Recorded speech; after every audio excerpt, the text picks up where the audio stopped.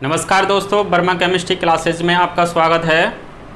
हमारा टॉपिक चल रहा है एप्लीकेशन ऑफ इंडक्टिव इफेक्ट, जिसमें आज हम बेसिक नेचर ऑफ कंपाउंड यौगिकों की क्षारीय प्रकृति के बारे में अध्ययन करेंगे तथा इससे संबंधित जो भी क्वेश्चन हैं उनको सॉल्व करेंगे। यदि आपने अभी तक हमारे इस चैनल को सब्सक्राइब नहीं किया है तो प्लीज़ चैनल को सब्सक्राइब करें, लाइक करें एंड बेल आइकन बटन दबाना ना भूलें।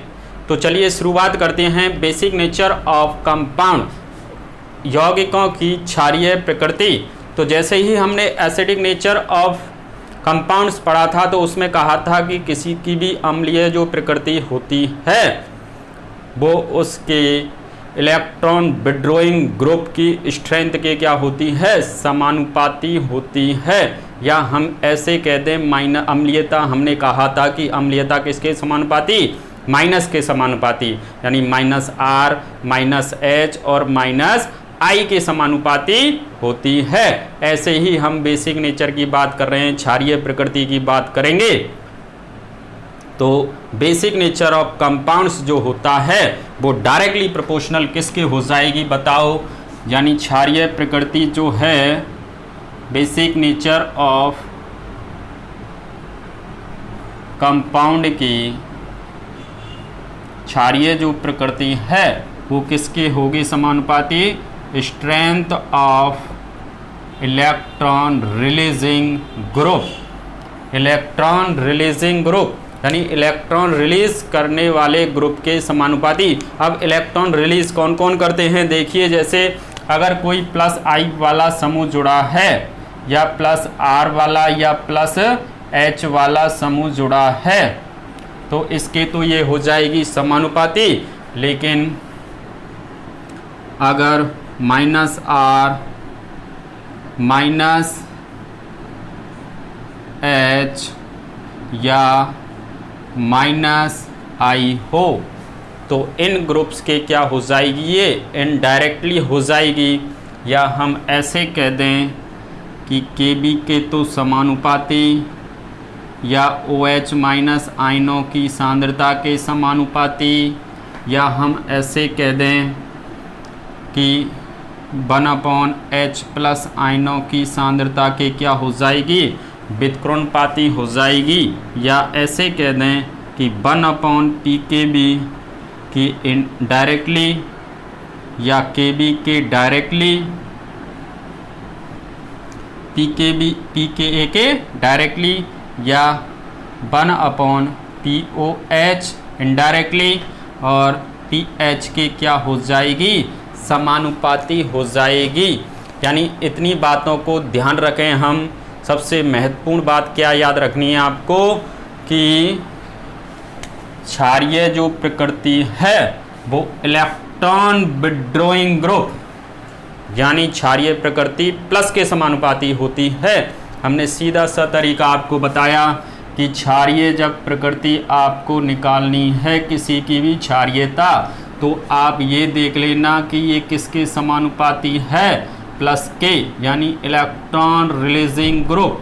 और इस प्लस का मतलब क्या हो गया, प्लस का मतलब है +R +H और +I। तो एक ही बात आपको याद रखनी है केवल कि क्षारीयता केवल किसके समानुपाती है, प्लस के।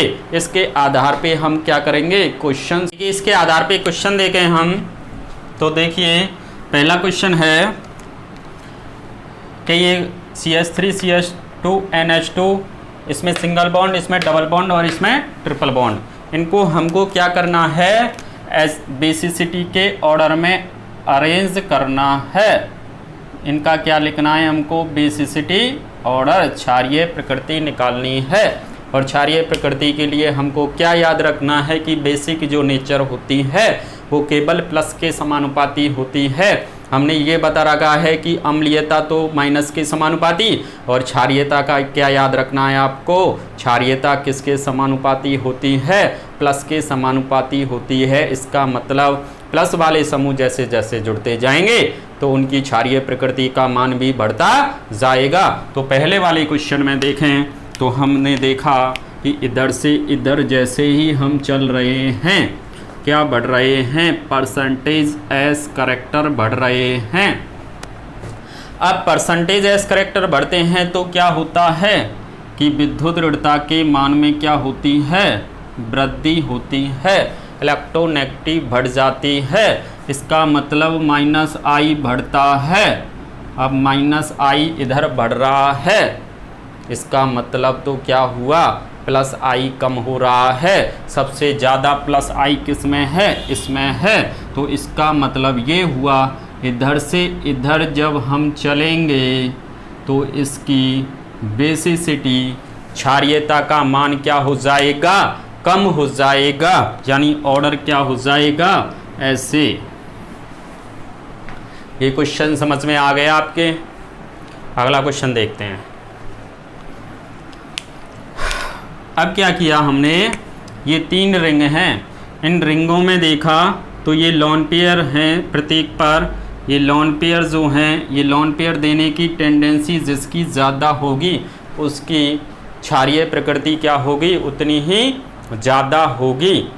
तो हमने क्या देखा कि इधर से इधर चले तो रिंग का जो साइज है, रिंग का साइज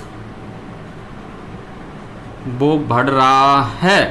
रिंग साइज बढ़ रहा है, या ऐसे कह दें इसमें नंबर ऑफ कार्बन एटम यानी मैथिलीन ग्रुप बढ़ रहा है। मैथिलीन ग्रुप बढ़ रहा है, इसका मतलब क्या हो रहा है, प्लस आई बढ़ रहा है। दूसरे वे में हम क्या कह दें कि CH2 ग्रुप बढ़ रहा है, और CH2 ग्रुप बढ़ रहा है, इसका मतलब क्या बढ़ रहा है, प्लस आई बढ़ रहा है। और प्लस आई बढ़ रहा है तो ये जो लोन पेयर हैं आसानी से क्या होंगे, डोनेट कर दिए जाएंगे, जिसके कारण इसकी क्षारीय प्रकृति का मान क्या हो जाएगा, अधिक हो जाएगा। यानी हमने देखा कि जैसे इधर से इधर चले तो प्लस आई बढ़ रहा है, तो इसका मतलब इसकी बेसिसिटी क्या होगी, बढ़ जाएगी। तो ये वाला क्वेश्चन ऐसे सॉल्व हो जाएगा। अगले क्वेश्चन को देखें, सिंपल क्वेश्चन है अगला तो, कि इधर से इधर चल रहे हैं तो नंबर ऑफ कार्बन एटम बढ़ रहे हैं। नंबर ऑफ कार्बन एटम, इसका मतलब CH2 ग्रुप, CH2 ग्रुप क्या हो रहा है, बढ़ रहा है। इसका मतलब प्लस आई बढ़ेगा, और प्लस आई बढ़ेगा तो इसकी क्षारीय प्रकृति भी क्या होगी, बढ़ेगी। तो इसका जो ऑर्डर होगा वो ये हो जाएगा। ऐसे ही अगले वाले का ये। तो ये समझ में आ गए।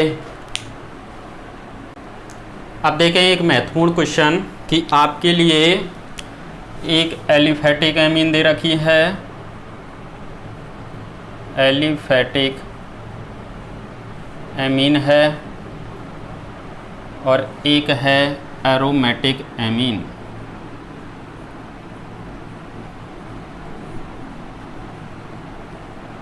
इन दोनों में से हमको ये देखना है कि कौन सी अधिक क्षारीय होगी और क्यों। तो देखिए एलिफेटिक एमीन का मतलब हमने ये ले लिया RNH2, इस पर क्या है, लोन पेयर। और एरोमेटिक के लिए हमने क्या कहा, ये एनिलीन ले ली, इस पर भी क्या उपस्थित है बताओ, लोन पेयर। ये एनिलीन है। इन दोनों में चेक करना है हमको कि कौन अधिक क्षारीय है और क्यों। तो देखिए जो आसानी से लोन पेयर डोनेट कर देगा, आसानी से लोन पेयर दे देगा, वो अधिक क्या होगा, क्षारीय होगा। तो हमने इन दोनों में देखा आसानी से लोन पेयर कौन दे रहा है। देखिए इस रिंग के जो लोन पेयर हैं ये वाले एमीन के, ये तो क्या चले जाते हैं, रिजोनेंस में पार्टिसिपेट कर जाते हैं इस प्रकार से, जिसके कारण ये लोन पेयर आसानी से उपलब्ध ही नहीं हो पाते। जबकि ये लोन पेयर क्या हैं, इसमें रिजोनेंस नहीं है, आसानी से किसी के लिए क्या कर दिए जाएंगे, डोनेट कर दिए जाएंगे। इसका मतलब ये हुआ कि एलिफेटिक एमीन एरोमेटिक एमीन की तुलना में अधिक क्या होती हैं, क्षारीय होती हैं। ये इम्पॉर्टेंट क्वेश्चन है। Aliphatic amine is more basic than aromatic amine, यानी एलिफेटिक एमीन अधिक क्या हो जाएगी, क्षारीय हो जाएगी। अगर आप रीज़न लिखना चाहो इसका तो रीज़न क्या होगा कि एरोमेटिक एमीनों में लॉन पेयर रिजोनेंस में यानी अनुनाद में भाग लेते हैं, जिसके कारण लॉन पेयर आसानी से उपलब्ध नहीं हो पाते हैं, जिससे ये कम क्षारीय होते हैं। कौन? Aromatic amine. तो हमने कहा अगर आपके लिए एक एलिफेटिक एमीन दे रखा है और एक एरोमेटिक एमीन दे रखा है तो एलिफेटिक एमीन अधिक क्षारीय होंगे किसकी तुलना में, एरोमेटिक एमीन की तुलना में। कारण क्या है, क्योंकि एरोमेटिक एमीन में जो लोन पेयर हैं वो किस में पार्टिसिपेट कर जाते हैं, रिजोनेंस में पार्टिसिपेट कर जाते हैं, जिसके कारण इसके लिए जो फ्री जो लोन पेयर थे वो आसानी से उपलब्ध नहीं हो पाते, जिसके कारण ये क्या होती हैं, कम क्षारीय होती हैं। यानी कि अगर हम देखें कि एक एनिलीन है,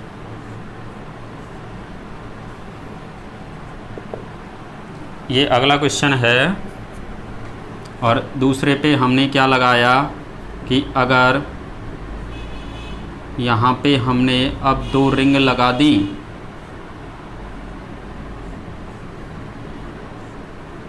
ये 2 रिंग लगा दी, इस पे भी लोन पेयर हैं, और एक तीसरा जो हम कह रहे हैं कि यहाँ पे हमने ये फेनिल ग्रुप हैं, 3 रिंग हैं इसका मतलब, और यहाँ पर क्या हैं, लोन पेयर।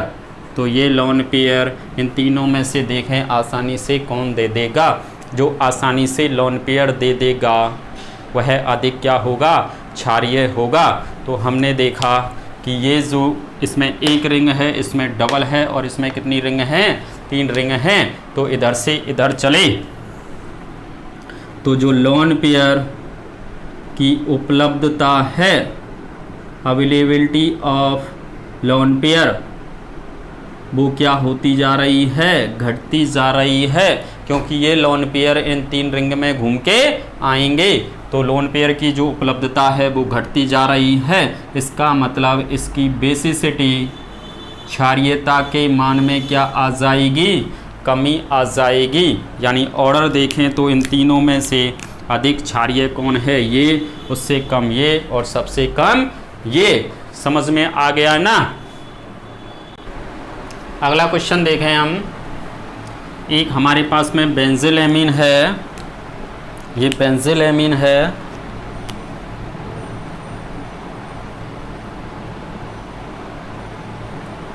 और ये है एनिलीन। इन दोनों की बेसिक नेचर निकालना चाह रहे हैं हम। तो इसका मतलब क्या हुआ कि जो आसानी से लोन पेयर इन दोनों में दे देगा वो मोर बेसिक होगा, अधिक क्षारीय। तो हमने दोनों में चेक किया तो देखिए इसके जो लोन पेयर हैं वो तो किस में पार्टिसिपेट कर जाएंगे, बताओ, रिजोनेंस में, अनुनाद में चले गए, आसानी से क्या नहीं हो पाएंगे, उपलब्ध नहीं हो पाएंगे। जबकि इस वाले में देखें तो ये रिजोनेंस में पार्टिसिपेट ही नहीं करते, क्योंकि इसमें बीच में क्या आ गया, CH2, इसलिए ये लोन पेयर आसानी से डोनेट कर दिए जाएंगे। इसलिए अधिक क्षारीय कौन होगा, बेंजिल एमीन होगा। किसमें से, बेंजिल एमीन तथा एनिलीन में से। ये क्वेश्चन ऐसे हो गया। अगला क्वेश्चन देखें हम कि ये देखिए ये पिरिडीन है, ये क्या है, एनिलीन, और ये पाइरोल। तो इन तीनों में हमको चेक करना है कि कौन अधिक बेसिक होगा। तो तीनों में जैसे ही हमने चेक किया तो ये देखिए, ये जो प्रिडीन है इसमें ये जो लोन पेयर हैं ये लोकेलाइज्ड हैं। लोकेलाइज्ड का मतलब क्या है, ये जो लोन पेयर हैं वो रेजोनेंस में पार्टिसिपेट नहीं कर रहे। अब इन दोनों को देखें, ये जो लोन पेयर हैं ये क्या कर रहे हैं, डी लोकेलाइज्ड। ये क्या कहला रहे हैं, डी लोकेलाइज्ड लोन पेयर। कौन कौन से, ये वाले और ये वाले। तो इसका मतलब ये हुआ, ये लोन पेयर तो प्रीडीन वाले तो आसानी से क्या हो जाएंगे, आपके लिए उपलब्ध हो जाएंगे, आसानी से डोनेट कर देगा। इन दोनों में चेक किया तो इसके लोन पेयर तो रेजोनेंस में पार्टिसिपेट कर रहे हैं पूरी तरह से, क्योंकि अगर इसके लोन पेयर को पार्टिसिपेट नहीं किया जाए, गिना नहीं जाए, तो ये हकल्स रूल 4n+2 पाई इलेक्ट्रॉनिक सिस्टम का फॉलो नहीं करेगा, क्योंकि इसमें कितने इलेक्ट्रॉन हैं, देखो 2 4 और 2 6, तो 6 पाई इलेक्ट्रॉनिक सिस्टम वाले हकल्स के अकॉर्डिंग स्टेबल होते हैं। लेकिन इसमें देखें तो इसके लोन पेयर को हकल्स रूल फॉलो करने के लिए आवश्यकता ही नहीं है, तो ये आसानी से देगा ही नहीं, क्योंकि ये क्या हो जाएगा, अनस्टेबल हो जाएगा। तो इसके बाद में इसका मतलब अधिक क्षारीय कौन है इन दोनों में से, ये वाला, तो क्रम क्या हो जाएगा, ये क्रम हो जाएगा। सबसे अधिक क्षारीय कौन होगी, प्रिडीन, उसके बाद एनिलीन, और सबसे लास्ट में कौन, पाइरोल। इसका रीज़न हमने आपको बता दिया। अगला क्वेश्चन देखें, सिंपल क्वेश्चन है ये, तो देखिए इसमें एनिलीन है, इसमें एक R जुड़ गया, इसमें 2 R जुड़ गए, यानी एल्काइल ग्रुप जुड़ रहे हैं। इधर से इधर जैसे ही चल रहे हैं हम, तो क्या हो रहा है कि number of R group, alkyl group बढ़ रहे हैं। एल्काइल ग्रुप बढ़ रहे हैं तो इसका मतलब +I बढ़ रहा है, और +I बढ़ रहा है तो इसका मतलब बेसिसिटी क्या होगी, बढ़ेगी। तो ऑर्डर क्या हो जाएगा, ये वाला ऑर्डर हो जाएगा। समझ में आ गया क्या। अब देखिए इम्पोर्टेंट क्वेश्चन जो अक्सर करके कॉम्पिटिटिव एग्जाम में पूछे जाते हैं, बेसिसिटी ऑफ एलिफेटिक एमीन की। बेसिसिटी ऑफ एलिफेटिक एमीन की हम कैसे निकालेंगे, देखिए कि एमीन की जो बेसिसिटी है हम एक तो निकालते हैं प्रोटिक सॉल्वेंट में, इन प्रोटिक सॉल्वेंट, और एक निकालेंगे ए प्रोटिक सॉल्वेंट। तो ए प्रोटिक सॉल्वेंट में भी आपसे क्वेश्चन पूछ सकता है, और प्रोटिक सॉल्वेंट में। प्रोटिक और एप्रोटिक सॉल्वेंट क्या होते हैं, इसका क्लासिफिकेशन इस टॉपिक के बाद मैं आपको बताऊंगा। तो देखिए जब एप्रोटिक सॉल्वेंट की बात करेंगे तो हमारे पास में एक 1 डिग्री एमीन है। एलिफेटिक एमीन क्या हो सकती है, एक 1 डिग्री, 2 डिग्री और 3 डिग्री। तो इनका ऑर्डर लिखना चाह रहे हैं हम।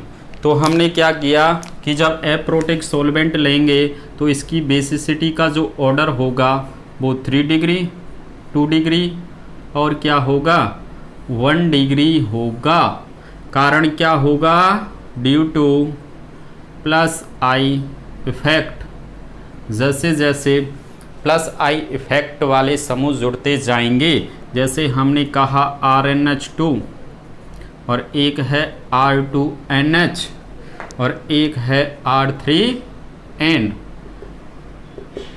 इधर से इधर चल रहे हैं तो क्या बढ़ रहे हैं, +I वाले समूह क्या हो रहे हैं, जुड़ रहे हैं। एल्किल समूह जुड़ रहा है, इसका मतलब +I बढ़ रहा है।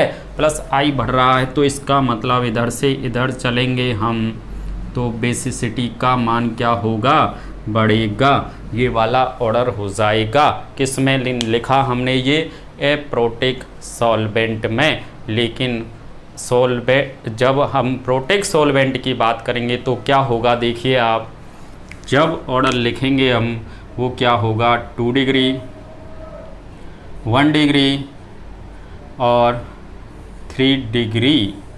अब ये क्यों होता है इसको हम देखेंगे अभी। डिफाइन करेंगे कि ऐसा क्यों हुआ।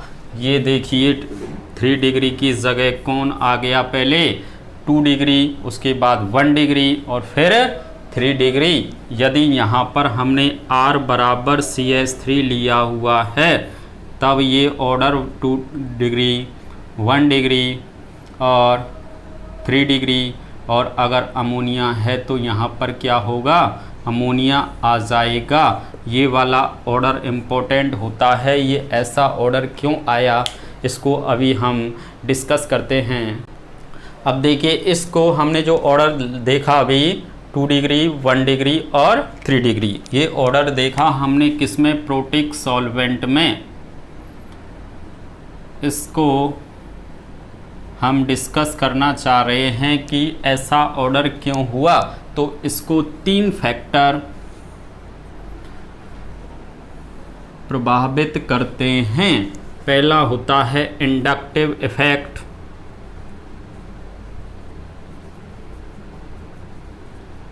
और दूसरा होता है स्टेरिक इफेक्ट,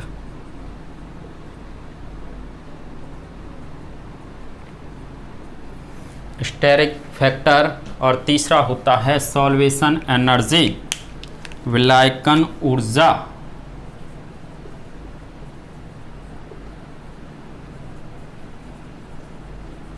इनका मतलब क्या है, देखिए इंडक्टिव इफेक्ट तो ये कहता है जैसे जैसे +I वाले ग्रुप जुड़ते जाएंगे उसकी बेसिक नेचर का मान क्या होता जाएगा, बढ़ता जाएगा। यानी अगर यहाँ पर ये देखें हम RNH2 है, R2NH है और R3N, इन पे लोन पेयर हैं। इधर से इधर चले हम तो +I ग्रुप बढ़ रहा है, इसका मतलब बेसिसिटी क्या होगी, बढ़ेगी। तो इंडक्टिव इफेक्ट के कारण इनकी बेसिसिटी का जो ऑर्डर आएगा वो क्या आएगा, 3 डिग्री, 2 डिग्री और 1 डिग्री, ये ऑर्डर आएगा। किसके अकॉर्डिंग, तो इंडक्टिव इफेक्ट के अकॉर्डिंग। अब हमने देखा स्टेरिक इफेक्ट के अकॉर्डिंग क्या होगा। स्टेरिक इफेक्ट में देखा हमने ये RNH2 इस पर लोन पेयर और ये NH इस पर लोन पेयर और ये इस पर लोन पेयर। तो देखिए इन तीनों में देखें तो ये लोन पेयर जो है, ये 3 जो ग्रुप जुड़े हुए हैं ये आसानी से इनको लोन पेयर को डोनेट नहीं करने देते, क्योंकि ये क्या लग रहे हैं, जैसे जैसे बल्कि ग्रुप की संख्या बढ़ती जाएगी, अल्काइल ग्रुप की संख्या जैसे जैसे इनमें बढ़ती जाएगी तो ये लोन पेयर जो देने की पॉसिबिलिटी थी वो इनकी क्या होती जाएगी, कम होती जाएगी। स्टेरिक इफेक्ट के कारण त्रिविम बाधा विन्यास ये इस लोन पेयर को आसानी से देने नहीं देंगे। ये 3 ग्रुप लगे हुए हैं, तीनों तरफ आसानी से इस लोन पेयर को जाने नहीं देंगे, जिसके कारण इसमें स्टेरिक इफेक्ट बढ़ेगा। यानी हमने देखा इधर ऊपर से नीचे की ओर चलें तो स्टेरिक इफेक्ट बढ़ेगा। इसका मतलब क्या हुआ, स्टेरिक इफेक्ट जब बढ़ रहा है तो ये आसानी से नहीं देगा, तो इसलिए इसका जो ऑर्डर आएगा इसके अकॉर्डिंग 1 डिग्री, 2 डिग्री और 3 डिग्री आएगा। ये ऑर्डर ऐसे आ जाएगा। अब हमने देखा सॉल्वेशन एनर्जी। सॉल्वेशन एनर्जी में क्या हुआ, देखिए कि ये 1 डिग्री एमीन है, इस पर हमने जैसे ही प्रोटॉन को ये ग्रहण करेगा तो ये क्या बना देगा, देखिए RNH।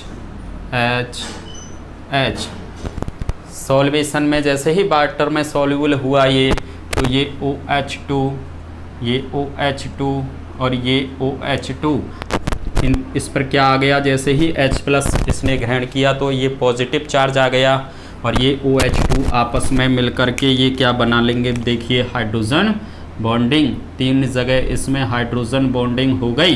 सोल्विलाइजेशन हुआ जैसे ही वाटर में, तो जैसे ही वाटर में सोल्विलाइजेशन हुआ तो इसमें क्या बन गई, हाइड्रोजन बॉन्डिंग बन गई, जिसके कारण इसकी स्टेबिलिटी क्या हो गई, बढ़ गई। अगले दूसरे में देखा हमने R NH R2NH plus H plus, इसमें क्या हुआ कि R N और ये R और इसमें क्या है अब एक H, ये H आ गया, इस पे ये लोन पेयर और इस पे ये क्या जुड़ जाएंगे बताओ, एक H और आके जुड़ गया तो ये क्या हो गया, इस पे पॉजिटिव चार्ज और ये बन जाएगा आपस में क्या बना लेंगे, हाइड्रोजन बॉन्डिंग। ये 2 हाइड्रोजन बॉन्डिंग बन गई इसमें।